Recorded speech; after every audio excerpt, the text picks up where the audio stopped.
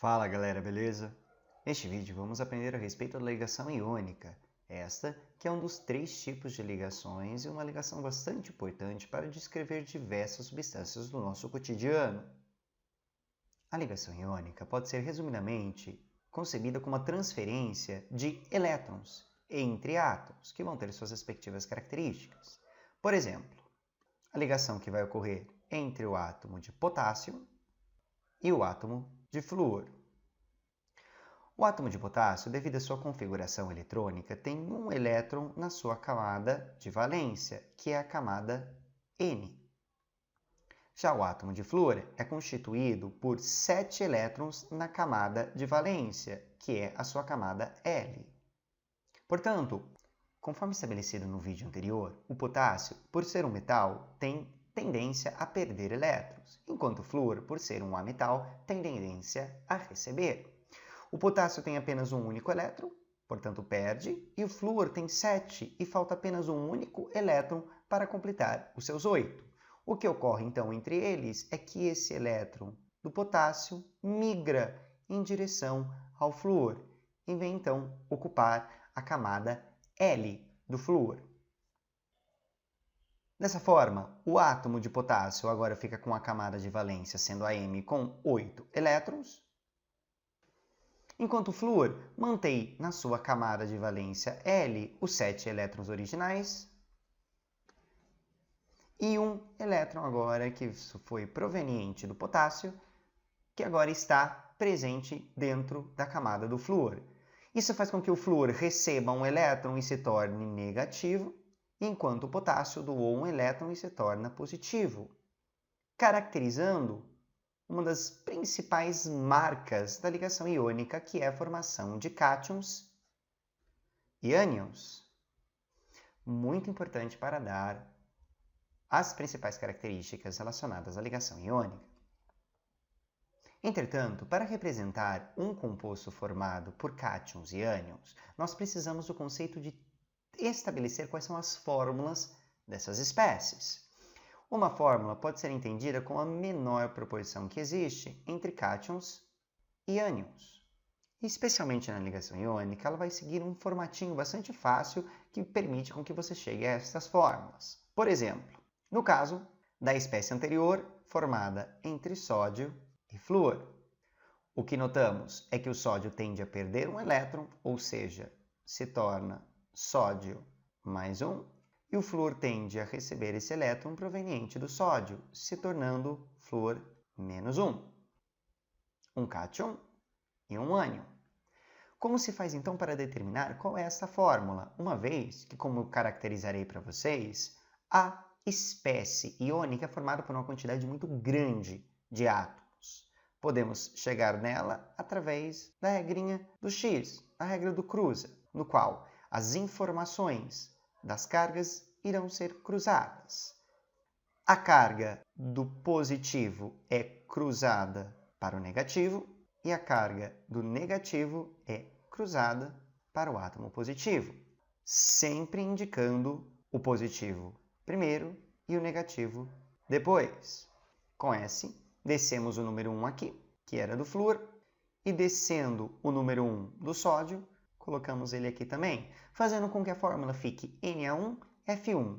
Na química, o número 1 não precisa ser representado nas fórmulas, fazendo com que a fórmula adequada do fluoreto de sódio, da espécie formada entre sódio e flúor, seja NaF. Um outro exemplo da determinação da fórmula de duas espécies é a ligação iônica entre o magnésio e o oxigênio.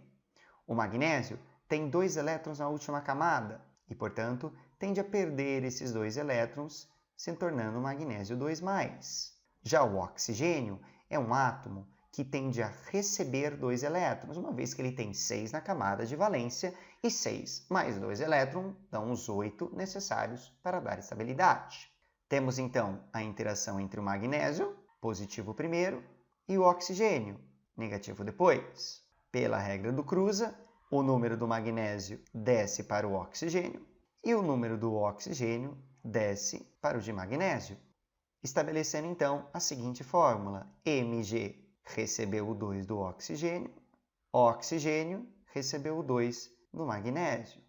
Neste caso, nós temos então a fórmula indicando que a menor proporção que existe entre eles é 2 magnésio para 2 oxigênio. Nessas fórmulas, sempre que chegarmos em números que são proporcionais entre si, devemos simplificá-los de forma a fazer com que esta fórmula fique a menor proporção verdadeira. Portanto, neste caso, dividindo ambos por 2, que é proporcional a estes números, nós temos então MgO, que fica sendo a fórmula do óxido de magnésio, que é a substância formada entre oxigênio e magnésio. Nestes dois casos, temos então espécies que trocam elétrons entre si, formam cátions e formam ânions. Dessa forma, uma das principais características, conforme eu já havia dito, é a presença de íons. Estes íons que são importantíssimos para essa característica de ser uma ligação eletrostática, ou seja, formada por cargas opostas. A formação de estruturas com cargas opostas faz com que essa ligação seja bastante forte, principalmente em comparação à ligação covalente. Também, ela é geralmente realizada entre os metais e os ametais.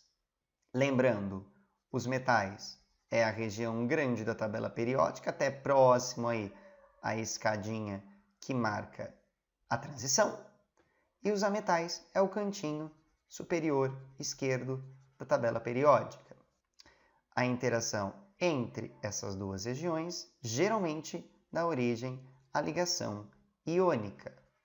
Uma outra característica dos compostos iônicos é que eles têm a capacidade de conduzir corrente elétrica, se e somente se estiverem no estado líquido, uma vez que o estado sólido não conduz e o estado gasoso também não. Cuidado, que estando presente em água, muitas dessas substâncias também conseguem conduzir corrente elétrica. Porém, a condução aquosa é um outro caso especial que será discutido em outro vídeo. Outra característica importante que é proveniente dessa presença de cátions e ânions é a formação do chamado retículo cristalino.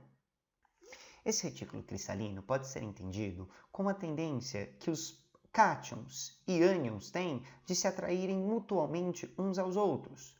Todos os cátions atrairão todos os ânions que estiverem ao seu redor, e todos os ânions atrairão todos os cátions que estiverem ao seu redor, formando uma estrutura tridimensional que cresce para todos os lados com uma alternância entre cátions e ânions, que, dependendo de cada substância, tem uma determinada estrutura cristalina diferente, mas essa atração cria o chamado retículo que caracteriza a estrutura sólida dos compostos iônicos. Todas as propriedades ditas anteriormente também promovem as altas temperaturas de fusão e ebulição características dos compostos iônicos, que são, em muitos casos, comparáveis aos pontos de fusão e ebulição de alguns metais, que é uma ligação bastante intensa em relação à sua força. Por fim, um exercício. Sabendo que o número de elétrons doados e recebidos deve ser o mesmo, apenas uma informação normal, e que o cálcio doa 2 elétrons, ou seja, o cálcio doa, perde os seus elétrons. Parando por aqui para estabelecer o mínimo, o cálcio, o símbolo é Ca, perde 2 elétrons, que são doados. Se eles são doados, o cálcio os perde e se torna, portanto, um cátion, ficando com uma carga de 2+, uma vez que perdeu esses 2 elétrons. E o flúor recebe somente 1.